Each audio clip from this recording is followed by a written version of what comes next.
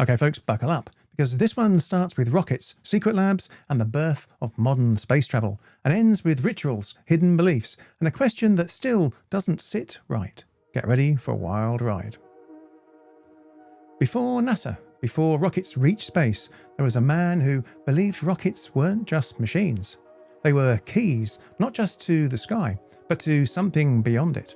Out in the California desert, under open night skies, a rocket stands waiting.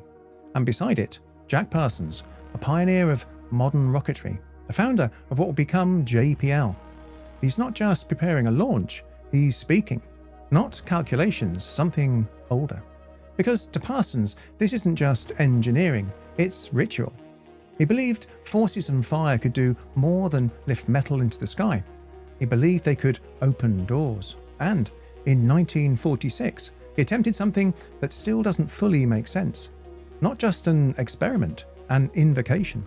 Because before NASA ever existed, one of the men who helped make it possible was trying to summon an entity into our world. Alright, so this is where it gets weird fast, because if you've never heard of Jack Parsons, your brain is probably doing that thing where it's like, okay, scientist, rockets, normal, wait, why is he talking to a rocket? And yeah, that's exactly the reaction you should have. What makes this story interesting isn't just the occult stuff. It's the fact that this guy helped build the foundation of modern rocketry, while also genuinely believing that he could interact with, let's call it, something beyond physics. So, the real question isn't did he summon anything, it's why did he think he could? The founder they don't talk about. If you were to trace the origins of modern space exploration, you'd eventually land in California in the 1930s and 40s. A group of young engineers and experimenters working with volatile fuel mixtures, pushing the limits of what early rockets could do. And right in the middle of that group was Jack Parsons. Now, he wasn't trained formally, no prestigious degree, no polished academic path. Now, just raw curiosity and a willingness to test things most people wouldn't go near. And it worked. Parsons became a key figure in developing solid rocket fuel, the kind that would later make large-scale rocket launches possible. Now, the kind that would eventually help power missiles and later space missions. He helped found what would become the Jet Propulsion Laboratory, JPL, a name now closely tied to NASA. But here's the part that doesn't quite sit right. You don't hear his name much, not erased, but quietly sidelined, which is odd, because without Parsons, the early momentum behind American rocketry looks very different indeed. Slower, less certain, probably delayed by years. So, why isn't he front and centre in that story? Well, part of it is timing. He died very young, before NASA was even formed. But that's not the whole picture. Because when you look closer, you start to see something else. Parsons wasn't just experimenting with fuel mixtures and propulsion systems. He was experimenting with ideas that most of his colleagues wouldn't go near. Ideas that didn't really fit neatly into science labs or engineering reports. And as his work progressed, those two worlds started to overlap. And more than they probably should have. Because for Parsons, building rockets wasn't just about getting off the ground, it was about what might be waiting on the other side. Now, this is the part I love, because on paper, Jack Parsons should be a household name. Like if history was purely based on contribution, this guy is up there with the big hitters. Instead, he's more like the guy you find halfway down a Wikipedia page at 2 a.m. And the reason is pretty obvious once you know what's coming. It's not that he didn't matter, it's that he didn't fit. Now you've got this clean, polished narrative of space exploration. And then there's Parsons, who's basically like, yeah, rockets are great, but what if they're also spiritual tools? And suddenly, everyone's like, maybe let's not lead with that. Science meets the occult. Now, if you only looked at Jack Parsons on paper, you'd see a serious engineer. Self-taught, yes. A little unconventional, definitely. But still grounded in physics, chemistry, propulsion. Then you step into his other world, and it's not the same place. Because alongside his work in rocketry, Parsons was deeply involved in something else entirely. The philosophy of Thelema, developed by Aleister Crowley, a system built around will, transformation, and the idea that reality itself could be shaped through intention. Parsons didn't treat this as a hobby. He treated it as a framework. He joined the Ordo Templi Orientis, the OTO, eventually leading its California branch. Rituals weren't just symbolic to him. They were structured, deliberate, almost procedural. And here's where it gets interesting. Now, to Parsons, science and the occult weren't in conflict. They were parallel systems, different languages describing the same underlying forces. One measured through equations, the other through rituals. Same goal, understanding how reality works. Now imagine that mindset applied to rocketry.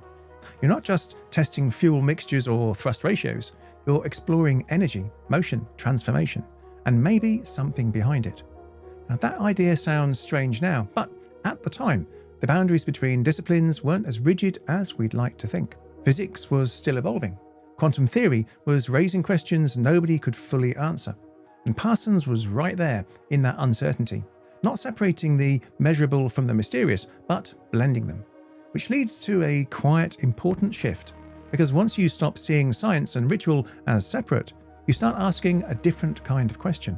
Not does this work, but what else could this do? And that question is where things start to move from unusual to something else entirely.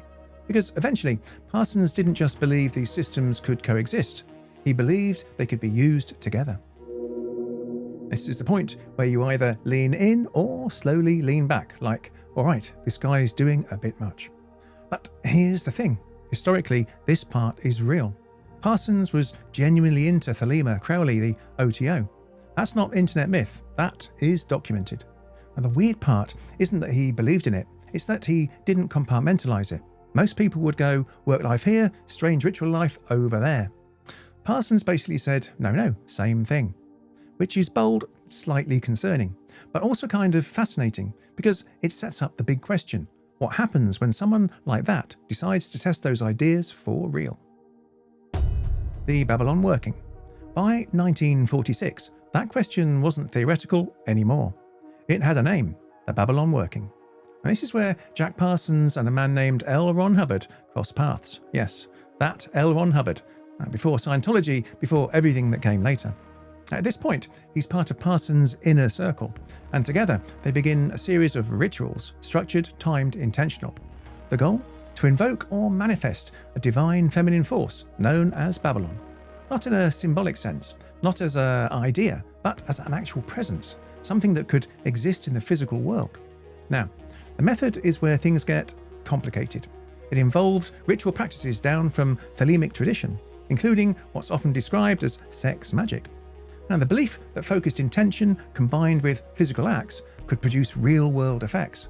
Parsons believed this could lead to the creation of a moon child, a kind of catalyst, the beginning of a new phase of human existence. And then something changes. Enter Marjorie Cameron. Parsons becomes convinced she is the Scarlet Woman described in these rituals, a necessary counterpart to complete the process. Now, from his perspective, the pieces are aligning. The work continues. Now, here's where interpretation starts to blur with speculation. Some later accounts draw a connection between these rituals and a figure Aleister Crowley once described as Lamb, being depicted with large eyes and unusual form. And over time, people have pointed out the resemblance to what we now call the Grey. Now, to be clear, this is not evidence. It's a comparison that came much later. But it adds a layer to the story that's hard to ignore. Because now the question isn't just about ritual, it's about intent. What exactly were they trying to contact or bring through? And more importantly, did they believe it worked? Because whatever your answer is, this wasn't happening in isolation. Okay, so this is the part where people either pause the video or text a friend like, you need to watch this, because yes, this actually happened. Parsons, Hubbard, rituals, the whole thing. Now, how you interpret it is where things split. Now, some people see it as symbolic, almost psychological, a kind of extreme belief system playing out in real life. Others look at it and go, no, they genuinely thought they were contacting something. And the lamb comparison? Well, that's one of those details that didn't exist at the time, but it got layered in later on, which makes it interesting but also tricky. So, we've got to be careful.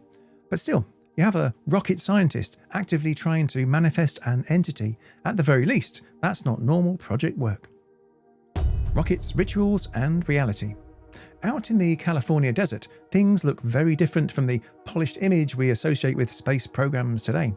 There's no sleek control room, no rows of screens, just sand, heat, makeshift equipment, and a group of men trying to make rockets work. And at the centre of it, Jack Parsons. And this is where the story starts to blur in a way that's hard to separate. Because during these tests, Parsons wasn't just thinking like an engineer, he was thinking like something else. Colleagues described him as intense, focused, almost theatrical at times. There are accounts of recitations, of symbolic language woven into the moments before ignition. And whether you take that literally or not, the mindset is clear. For Parsons, ignition wasn't just mechanical, it was symbolic. Fire, force, controlled explosion. These weren't just tools of propulsion, they represented transformation. The idea that something could be broken apart and reassembled into something new, which in a purely scientific sense is exactly what a rocket does. But Parsons didn't stop there. He believed that the same principle might apply on a deeper level.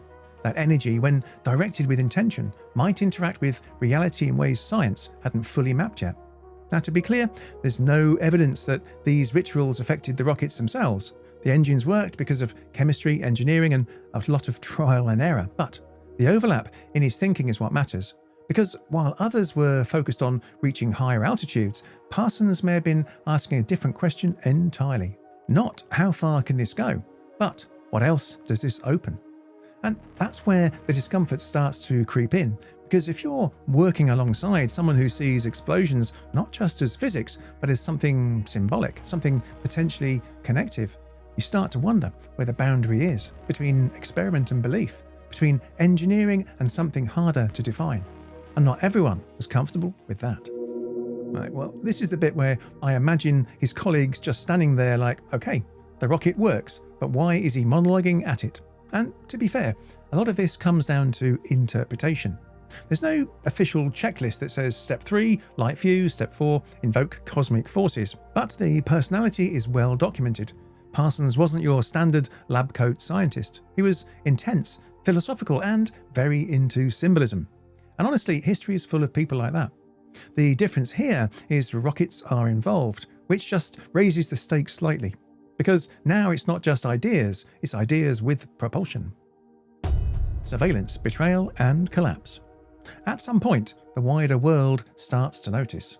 Not the rituals, not directly, but the pattern around them. Because Jack Parsons wasn't just an eccentric figure on the sidelines. He was working on technology that mattered. Technology tied to national interest, to defence, to the early stages of what would become the space race. And that kind of attention comes with scrutiny. The FBI begins to take an interest, not because of rockets alone, but because of everything surrounding them. Parsons' involvement with the OTO, the unconventional gatherings, the beliefs that didn't align with the political climate of the time.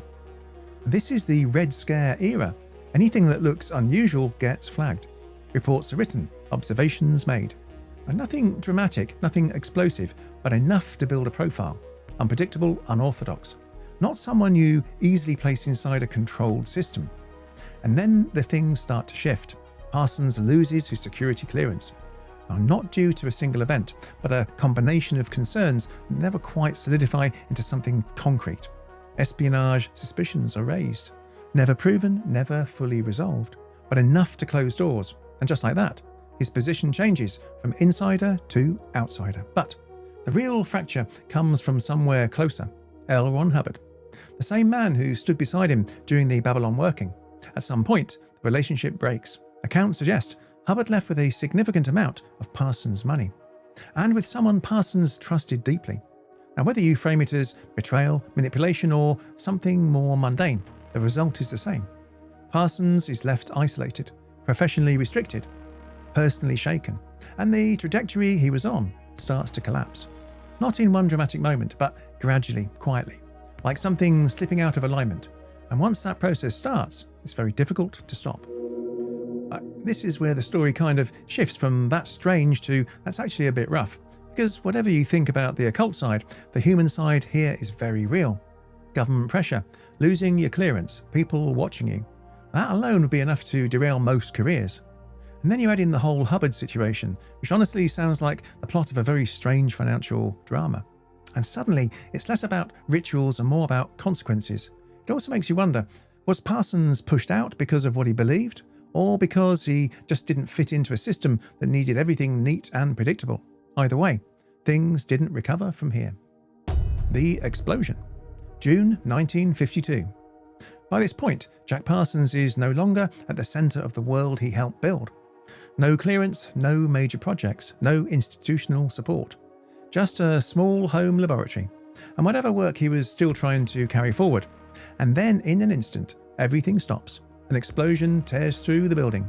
Neighbours hear it, windows shake, smoke fills the air. By the time anyone reaches him, it's already over.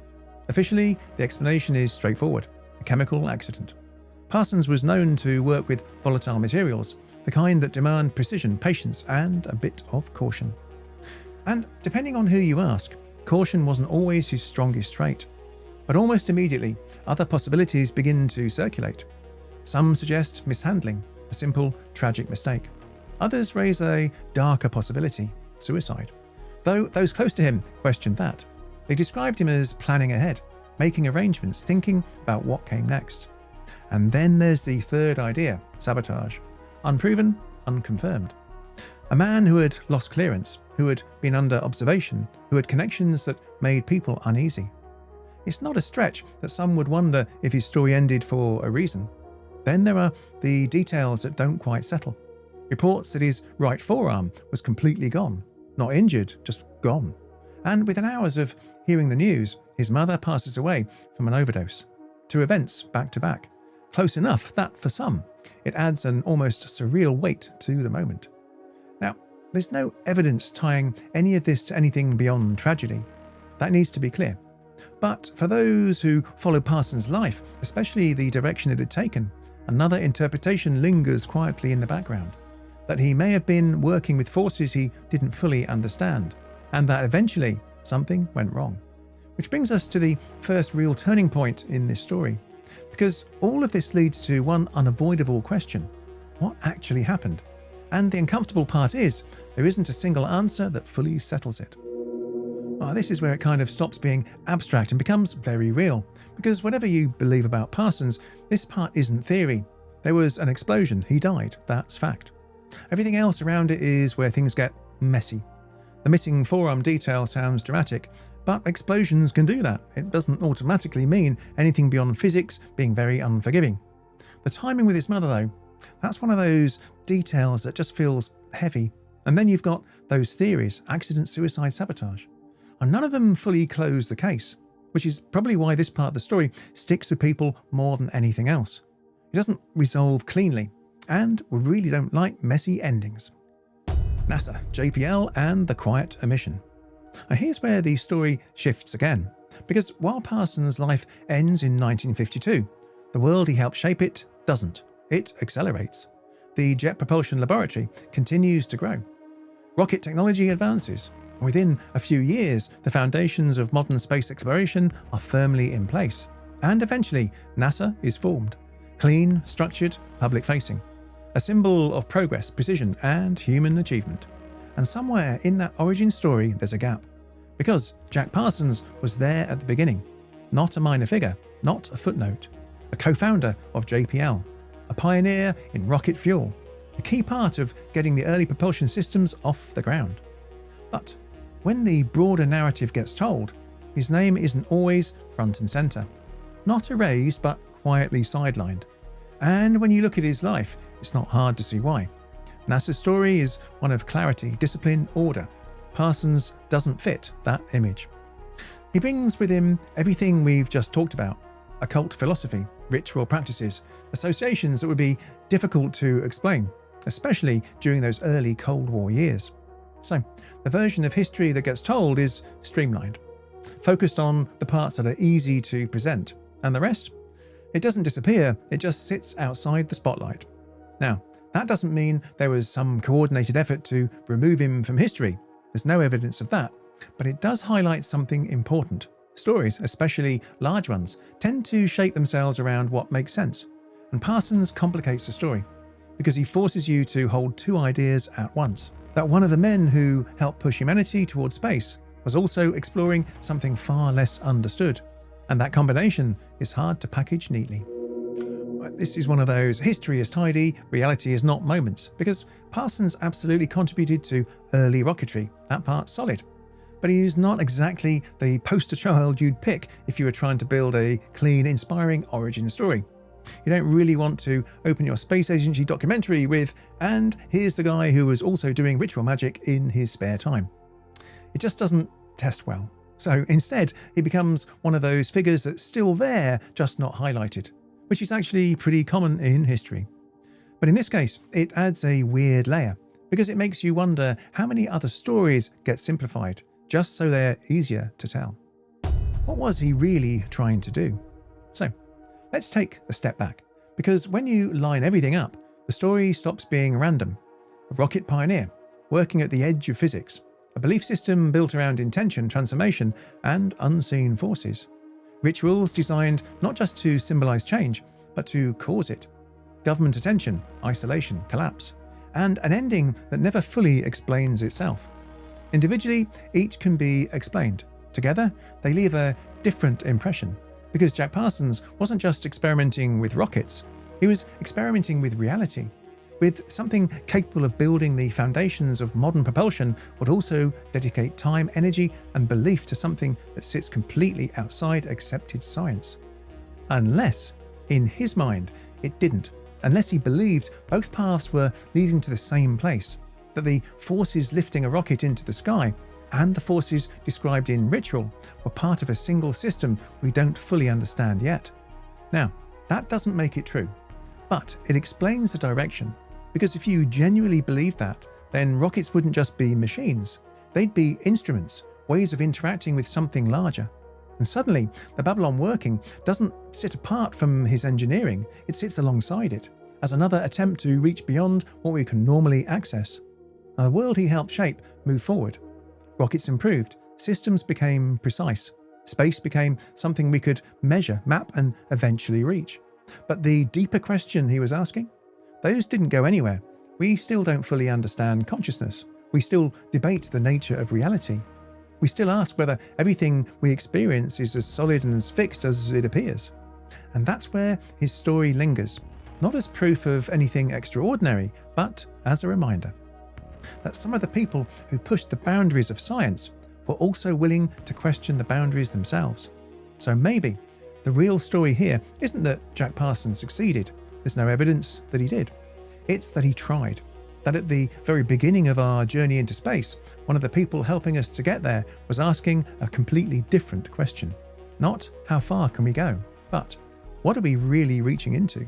And if there was something beyond that boundary, something we don't fully understand, would we even recognize it? Or would it look exactly like progress, right up until the moment we realized it wasn't? Well, this is where it kind of lands, in that uncomfortable middle ground. Because you don't walk away from this thinking, yep, case closed. It's more like, that's a lot to process. On one hand, you've got a genuine pioneer of rocketry. On the other, someone exploring ideas that most scientists wouldn't touch. And the truth is probably somewhere in between. He wasn't opening portals, but he also wasn't thinking like everyone else around him. And that's the part I find interesting. And not whether he succeeded, but that he even tried. Because it makes you wonder, how many breakthroughs come from people willing to look a little too far? Just hopefully with a few less explosions. Thank you for watching, and I hope you enjoyed this one. And I've just started a second channel, Chronicles of the Drift. So please stop by and check it out. Link in the description below. If you'd like to support the channel further, I've got Patreon and YouTube memberships. Again, links in the description below. And also, don't forget to check out the Mysteria Archive podcast, available on the YouTube Music app. As always, don't forget to like, share, and subscribe. It really helps out the channel, and I really appreciate it. Okay, my friends, be safe, and until next time, stay curious.